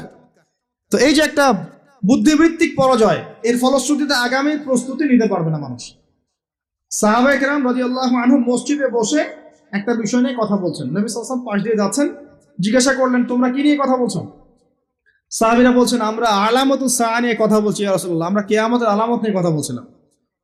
সাহাবীরা কথা বলছেন কিয়ামতের আলামত নিয়ে, তাদের কোনো দরকার আছে কথা বলার? তারা তো জান্নাতে যাবেন সার্টিফিকেট প্রাপ্ত, তাদের কোনো দরকার আছে এগুলো চর্চা করার? তারা চর্চা করছেন, আলামত দিয়ে কথা বলছেন। নবীজি বললেন শোনো, 10টা আলামত না আসা পর্যন্ত কিয়ামত হবে না, এত টেনশন নিও না। 10টা আলামত না আসা পর্যন্ত কিয়ামত হবে না। দাজ্জাল, ঈসা ইবনে মারিয়াম, ইয়াজুজ মাজুজ, আপনার দাব্বাতুল আরদ, আপনার 3টা ভূমিকম্প, ইত্যাদি ইত্যাদি, এরকম 10টা আলামত আসবে, তারপর কিয়ামত হবে। তো সাহাবীরা যে বসে বসে কথা বলছেন কিয়ামত নিয়ে, তারা কি বুঝতেন না যে কি করা লাগবে ইসলামের জন্য, কি করা লাগবে না? নাকি আমি বেশি বুঝি? তারা কি জন্য কথা বলছিলেন? কারণ তারা আগামীর প্রস্তুতি যাতে গ্রহণ করতে পারেন। কেউ যদি মৃত্যুর আলোচনা করে, পরকালের আলোচনা করে, শেষ জামানের কথাবার্তা বলে, আলোচনা করে, এটা কি এই কারণে যে মানুষ হতাশ হয়ে বসে থাকবে, নাকি এই কারণে বরং তারা আরো উজ্জীবিত হোক এবং সময়টাকে কাজে লাগাক, আগামীর দিনগুলোকে ইবাদত করে কাটিয়ে দেখ? কোনটা উদ্দেশ্য কোনটা? কিছু মানুষকে বোঝানো যায় না, কারণ লাহুম কুলুবুন লা ইয়াফকাহুনা বিহা, কলব আছে উপলব্ধি করে না, ওয়ালাহুম আযানুন লা ইয়াসমাউনা বিহা ওয়ালাহুম আ'য়ুনুন লা ইউবসিরুনা বিহা উলাইকা কাল আনআম বাল হুম আদাল ফাউলাইকা হুমুল গাফিলুন। আমার আগের যে লেকচারার ছিলেন এই আয়াতটাকে তেলাওয়াত করেছেন না? শুনেন, আমি শুনছিলাম ওখান থেকে। তো এই ব্যক্তি জিজ্ঞাসা করছেন কিয়ামতের আলামত বলেন, নবীজি 2টার মধ্যে একটা বললেন এটা। দাসী তার মনিবকে জন্ম দিবে, যেটা আপনি এখন দেখতে পাচ্ছেন। 2 নাম্বার তিনি বলছেন, লিসেন, এই হাদিসে এটাই লাস্ট। 2 নাম্বার তিনি বলছেন, وأن ترى الحفاة العراة العالة رياء الشاء يتطاولون في البنيان। যখন তুমি দেখবে যে সমাজের সবচেয়ে দরিদ্র শ্রেণীর মানুষ, যাদের পায়ে স্যান্ডেল ছিল না এবং গায়ে কোনো জামা ছিল না, পায়ে স্যান্ডেল ছিল না, কত দরিদ্র চিন্তা করেন, গায়ে জামা ছিল না, কত দরিদ্র চিন্তা করেন, এরা ইয়াতাতাওয়ালুনা ফিল বুনিয়ান, উঁচু উঁচু অট্টালিকা নির্মাণের প্রতিযোগিতা করবে, প্রতিযোগিতা, কম্পিটিশন। নির্মাণ করবে এটা বলা হয়নি, কম্পিটিশন করবে। তোমার 10 তো আমার 15, তোমার 15 আমার 20, তোমার 100 আমার 200, কম্পিটিশন করবে। আজকে থেকে 200 বছর আগে পৃথিবীর দিকে তাকান, পৃথিবীর এই প্রত্যেকটা শহর, বড় বড় নগরগুলোতে এত উঁচু উঁচু কনস্ট্রাকটিভ বিল্ডিং ছিল? এই প্রতিযোগিতা ছিল? সুবহানাল্লাহ। আর কোন সাইনের জন্য অপেক্ষা করছেন? এখন আপনাকে বলি, যে ব্যক্তির পায়ে স্যান্ডেল নাই, গায়ে জামা নাই, সে কিভাবে এটা করতে পারে? উত্তর দেন, কিভাবে সম্ভব বলেন? কে বলছেন? এক ভাই বলছেন সুদ। এক্স্যাক্টলি রাইট অ্যান্সার, সুদ। আপনি যান, সুদি লোন নেন, বিল্ডিং তোলেন এবং সারা জীবনের ঘানি টানতে থাকেন, লোনের ঘানি টানতে থাকেন, প্রতিযোগিতা করতে থাকেন। সুদের মধ্য দিয়ে বড় লোকের কোনো ক্ষতি হয় না, বড় লোক আরো ধনী হতে থাকে, সুদের মধ্য দিয়ে দরিদ্র আরো দরিদ্র হতে থাকে। ব্যাংক ওই যাকে লোন দিয়েছে ওর রক্ত চুষবে, আর এ যে লোন নিয়ে বাড়ি করেছে এ ভাড়াটিয়ে রক্ত চুষবে, আর ভাড়াটিয়ে ভাড়া দেওয়ার জন্য দুর্নীতির আশ্রয় নিবে, অসৎ পথে যাবে, সমাজের কাঠামোটা কলাপস করে ফেলবে। একটা প্রবলেমের সাথে আরো অনেক বিষয় জড়িত থাকে। 1 নাম্বার হচ্ছে রিবা, যার মধ্য দিয়ে এটা করা সম্ভব। আর 2 নাম্বার হচ্ছে কি? আত্মসাৎ। অন্যের সম্পদ অন্যায়ভাবে আত্মসাৎ করতে পারলে আপনি রাতারাতি এই পর্যায়ে যেতে পারবেন ইনশাল্লাহ। অন্য পদ্ধতি আছে? একজন মানুষ হালাল খেয়ে হালাল খেয়ে হালাল পথে থেকে খুব সহজ এরকম 10, 20, 50 তলা বিল্ডিং করা খুব সহজ? এত সহজ না, এত সহজ না। এই হাদিসে নবী সাল্লাল্লাহু আলাইহি ওয়াসাল্লাম এই 2টা আলামত বলেছেন। অন্যান্য হাদিসগুলো তিনি আরো অনেক কথা বলেছেন। ফর এক্সাম্পল, আমি কয়েকটা বলে শেষ করছি, বড় বড় কয়েকটা বলছি। ফর এক্সাম্পল, শিরিক বেড়ে যাবে। কি বেড়ে যাবে? শিরিক বেড়ে যাবে। ভণ্ড নবীদের আগমন ঘটবে, সময়গুলো সংক্ষিপ্ত হয়ে আসবে। একটা বছর একটা মাসের মতো চলে যাবে, একটা মাস একটা সপ্তাহের মতো চলে যাবে, একটা সপ্তাহ একটা দিনের মতো চলে যাবে। সময় কি দ্রুত যাচ্ছে না? আপনি কি বুঝতে পারছেন সময় দ্রুত যাচ্ছে? চাঁদ দ্বিখণ্ডিত হয়ে যাবে। চাঁদ কিন্তু দ্বিখণ্ডিত হয়ে গেছে, চাঁদ দ্বিখণ্ডিত হয়ে গেছে। সূরা কমারের 1 নম্বর আয়াত পড়ে দেখেন। বেশি বেশি আল্লাহর গজব আসবে, মহামারী আসবে, ঝড়, জলোচ্ছ্বাস, প্রাকৃতিক দুর্যোগ বেশি বেশি আসতে থাকবে এবং এমন এমন সব রোগের আবির্ভাব ঘটবে যেগুলো কখনোই ছিল না পৃথিবীতে। এইডস এর নাম মানুষ আগে শুনেছিল? HIV-র নাম মানুষ শুনেছে? এখন এইসব যে ভাইরাস চলছে এগুলোর নাম আগেকার জেনারেশন শুনেছিল কখনো? এর পরে যেগুলো আসবে সেগুলো আমরাও শুনি নাই, আমাদের পরের প্রজন্ম শুনবে। এটাই শেষ না, আরো আসবে। নবীজি আরো বলে গেছেন, বেশি থেকে বেশি মানুষ সুদ খাবে। যে ব্যক্তি সুদ থেকে দূরে থাকতে চাইবে তার গায়েও এসে সুদের ছিটা ফোঁটা লাগবে। মুসলিমদের মধ্যে বিভক্তি বেড়ে যাবে, আপোষে হানাহানি কাটাকাটি বেড়ে যাবে, হারাজ হত্যাকাণ্ড বেড়ে যাবে। এত বেশি হত্যাকাণ্ড হবে যে মানুষকে হত্যা করছে ও জানবে না কেন হত্যা করছে, যে নিহত হবে সেও বুঝবে না কেন আমাকে মারা হবে। প্রথম বিশ্বযুদ্ধের ইতিহাস একটা লেকচারে বলেছি, সেকেন্ড ওয়ার্ল্ড ওয়ারের ইতিহাসটা বলেছিলাম। এগুলো দেখেন সারা বিশ্বে কত মানুষকে মারা হয়েছে বিগত শতাব্দীতে, 100-150 বছর দেখে নেন। হারাজ হত্যাকাণ্ড, প্রচুর হত্যাকাণ্ড। প্রথম ওয়ার্ল্ড ওয়ারেই মিনিমাম 3 থেকে 4 কোটি মানুষকে মারা হয়েছে। দ্বিতীয় ওয়ার্ল্ড ওয়ারে 7 থেকে 8 কোটি মানুষকে মারা হয়েছে। সামনে যেটা আসবে ওখানে দেখবেন পৃথিবীর 1/3 মানুষই শেষ। অপেক্ষা করতে থাকেন। আরো বলেছেন জেনা বাড়বে, জেনা ঘরে ঘরে জেনা থাকে। আরো বাড়বে পরকিয়া, ব্যভিচার। আপনার পারিবারিক কাঠামো ভেঙে যাবে, সমাজের বন্ধন বলে কিছু থাকবে না, ভেঙে যাবে। এটা তিরমিজিতে আছে এই হাদিসটা। মসজিদ গুলো হবে চাকচিক্যময়, হেদায়েত শূন্য। শেষ জামানে দেখেন মসজিদ গুলো এক একটা তাজমহলের মতো, ভিতরে হেদায়েত নাই। ইসলামের খালি নাম থাকবে, মানুষ ইসলামের মূলনীতি থেকে সরে আসবে। কোরআনের খালি মাসহাফ থাকবে, মানুষ কোরআনের শিক্ষা থেকে সরে আসবে। মানুষ কোরআন পড়বে, কোরআন পড়বে, কোরআনের মূল মেসেজগুলো, মূল নীতিগুলো ওর গলার নিচে নামবে না। হাদিস, মানুষ কোরআন পড়বে, কোরআনের শিক্ষাগুলো গলার ভিতরে ঢুকবে না। আছে না? এখন আপনি দেখেন কত মানুষকে দেখবেন কোরআন পড়তে জানেই না অর্থ কি জিনিস। আর যদি কেউ বলে অর্থ পড়ার দিকে উৎসাহিত করে, অর্থ পড়া উচিত, অর্থের দিকে যান, বলবে ওকে আবার বিতর্কিত করা শুরু করে দেবে। মানুষকে তো উৎসাহ দেওয়া দরকার যে আপনারা অর্থ পড়েন, তাহলে কোরআনের মূল মেসেজটা বুঝতে পারবেন। একজন আলেমের কাজ কি? মানুষকে কোরআনের মূল মেসেজটা শিক্ষা দেয়া, উৎসাহিত করা। আপনি তেলাওয়াত করলে তো নাকি পাবেনই, অবশ্যই প্রত্যেক হরফে 10 নাকি পাবেন, কিন্তু তেলাওয়াত করলেই কি অর্থ বুঝতে পারবেন? অর্থ না বুঝলে কি ভিতরের কথাগুলো হজম করতে পারবেন, শিখতে পারবেন? এটা বোঝার জন্য কি লাগে ভাই? সামান্য কমন সেন্স যথেষ্ট। নবীজি বলেছেন জেনা বাড়বে এবং নারীদের সংখ্যা বাড়বে, মেয়েদের সংখ্যা বাড়বে। মেয়েদের সংখ্যা বাড়তে থাকবে। এমন একটা সময় আসবে প্রত্যেক একজন পুরুষের জন্য 40 জন মহিলার দায়িত্ব চলে আসবে। স্ত্রী না ভাই, এত খুশি হওয়ার দরকার নেই। স্ত্রী কথা বলা হয়নি। 40 জন মহিলার দায়িত্ব চলে আসবে। আপনার মা, বোন, খালা, ফুফু সব মিলে দেখবেন 40টা ফ্যামিলি আপনাকে টানতে হচ্ছে, আপনি একজন পুরুষ। আস্তে আস্তে এগুলো বাড়ছে না? বাড়ছে। মহিলারা পুরুষদের পোশাক পরবে আর পুরুষেরা মহিলার পোশাক পরবে, এটা বড় সাইন। আরেকটা সাইন আছে যে মহিলারা এমন পোশাক পরে রাস্তাঘাটে ঘুরবে যেই পোশাক পরেও তারা নগ্ন থাকবে।